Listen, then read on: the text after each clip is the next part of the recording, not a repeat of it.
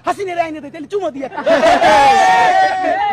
বদমাইশ কোথাকার। আওয়ামী লীগের, খুনি লীগের, জঙ্গি লীগের জন্ম ভারতে, তাদের মৃত্যু ভারতে হবে। বাংলাদেশে তাদের কোনো শিকড় নাই। দেখেন এখন তাদের নতুন নেতৃত্ব আনতে চায় সজীব ওয়াজেদ জয় দিল আমেরিকায় বৈশা, আর নিজে দিল্লিতে আছে না নাই তাও তো জানি না। এখন কোন অবস্থায় আছে, চিতে আছে, কবরে আছে, নাকি ট্রমায় আছে নাকি নাই, এটা তো তার কালকে ক্লিয়ার করা উচিত। আমার ধারণা সে তো ভালো অবস্থায় নাই, কারণ যেই রিয়েকশন মেম্বার দেওয়ার কথা সেই রিয়েকশনও যে হাসিনা দিছে 15 বছর ধইরা, এখন তারে পোলাপান যেই সব চুদলিং পং পং বলে, এটা তার উচিত তো নারায়ে তাকবীর বলে গালি দেওয়া, কিন্তু সে দিতেছে না। এত ভালো তো এই বয়সে তার হওয়ার কথা না। এই যে আমাদের মুখের ভাষা খারাপ হইছে, হইছে কেমনে?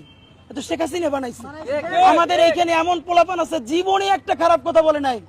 জুলাইয়ের গণহত্যায় রক্ত দেখা, মস্তিষ্ক উইরা যাওয়া দেখা এমন কোন জঘন্য ভাষা নাই সে শেখ হাসিনার ব্যাপারে প্রয়োগ করে নাই, কারণ গণহত্যাকারীর বিপরীতে মাজলুমের গালি হইল তার মহাকাব্য।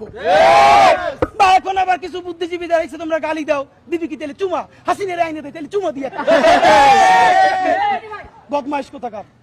তো এইসব গ্রুপ দিয়ে চলবে না। আপনাদেরকে স্পষ্ট জানাইতে চাই, আমেরিকান লবি বলুক, দিল্লির লবি বলুক, কোন লবিতে আমার 1400-র অধিক শহীদ তার রক্তের সাথে মুনাফিকি কইরা বাংলাদেশে হাসিনার বিচার করার আগে নির্বাচন অবশ্যই হওয়া লাগবে, কিন্তু তার আগে বিচার নিশ্চিত করতে হবে। আমাদেরকে বারবার সমঝোতা করানো হয়েছে গত 50 বছর ধইরা। এইখানে আমরা যারা আছি আমরা এখন পরিচিত হয়েছি। হয়তো এমন হইতে পারে এই দেশে গণহত্যা নাইমে আসলে আমাদেরকেও কোনো একটা দেশ অ্যাম্বাসিতে জায়গা দিতে পারে, কিন্তু ভাবেন যে এই ভ্যানওয়ালা, সবজিওয়ালা, এই যে আমার পাশে এক ভাই আছে গুলি খাওয়া 4 তারিখে, একটা পা এখনো কৃত্রিম পা লাগানো।